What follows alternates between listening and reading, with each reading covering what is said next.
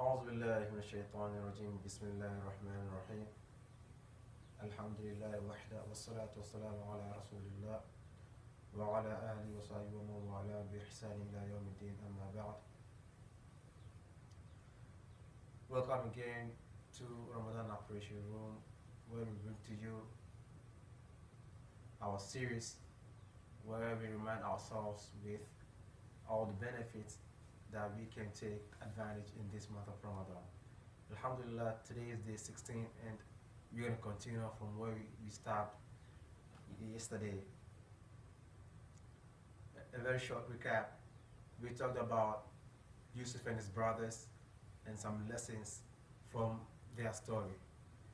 And we said where Allah subhanahu wa ta'ala in chapter 12 verses number 3 to 4 says, إذ قال يوسف لأبيه يا أبت إني رأيت أحد عشر كوكبا والشمس والقمر رأيتهم لي ساجدين. Yusuf told his father the dream he had. He saw the sun and the moon and 11 stars. To him they were prostrated in respect. And we said scholars used the sun to represent the father and the moon to represent the mother, and vice versa. The moon to represent the father, the father, and the sun to represent the mother. And we talked about what it means when the sun represents the father and the moon represents the mother. So today we're going to continue from where the sun, the moon represents the father and the sun represents the mother. Scholars say when the moon represents the father, that means the father is lenient, the father is sober, and the father is calm in home, at the house. He doesn't take his responsibilities. And the mother, being the son, she's hot. She is taking the responsibility of the father.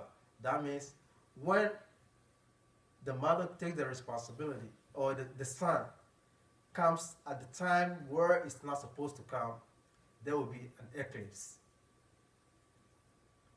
That means there's a conflict of something somewhere. That is why we have the eclipse of the sun, the eclipse of the moon.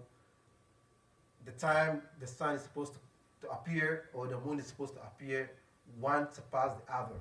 So scholars made this analogy to say when the moon appears when it's not supposed to appear, there comes the eclipse. When we go back to our houses and our homes, when the mother tries to take the responsibility of the father, along the line there would be some misunderstanding and there will be some crashes and some arguments. So Islam had made it clear that every time where there is a man, he's supposed to take charge.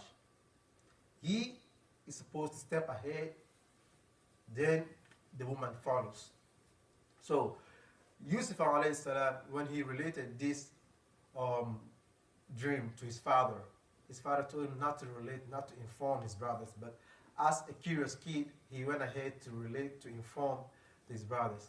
One lesson here is we're not supposed to relate our dreams or what we're going through or what we went through or what we're planning to do to people. It's not important. Those you trust, you could tell them, but how many people do you trust? Do you think they can hold on to your trust? Yusuf had trust in his brothers. However, he did not know their plan against him. So he went ahead and informed them about his dreams, and they plotted against him a very deep and mischievous plot. So Yusuf is now going to learn some lessons where Allah subhanahu wa ta'ala related in so many verses in that chapter.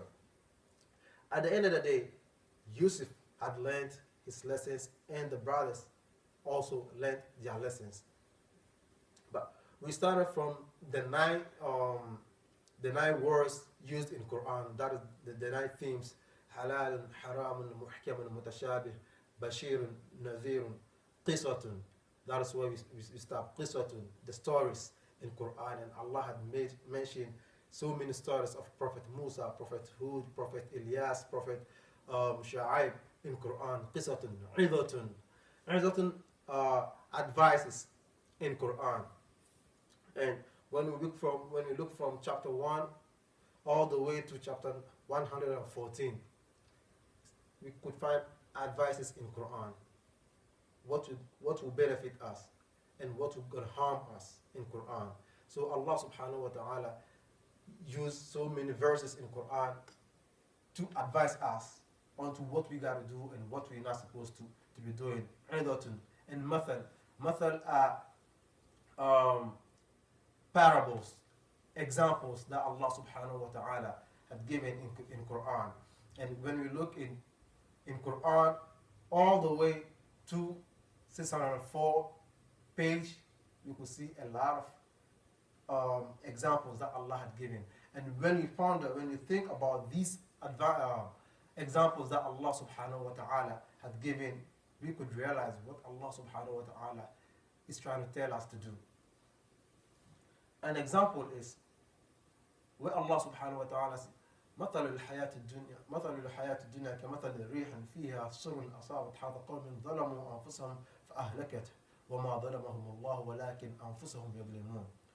In another chapter, Allah subhanahu wa ta'ala said, مثل الذين ينفقون أموالهم في سبيل الله كمثل حبة أنبتت 7 سنابل في كل سنبلة 100 حبة والله يضاعف لمن يشاء والله واسع عليم.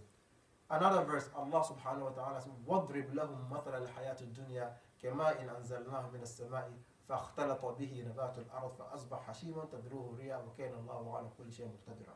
These are examples that Allah subhanahu wa ta'ala is trying to us to think about it and go back to our senses to act upon what He, Allah subhanahu wa ta'ala, is trying to send across for us to, for it to benefit us. Inshallah, we're going to stop here and continue tomorrow on our Ramadan operation room. وإلى لقاء آخر. السلام عليكم ورحمة الله وبركاته.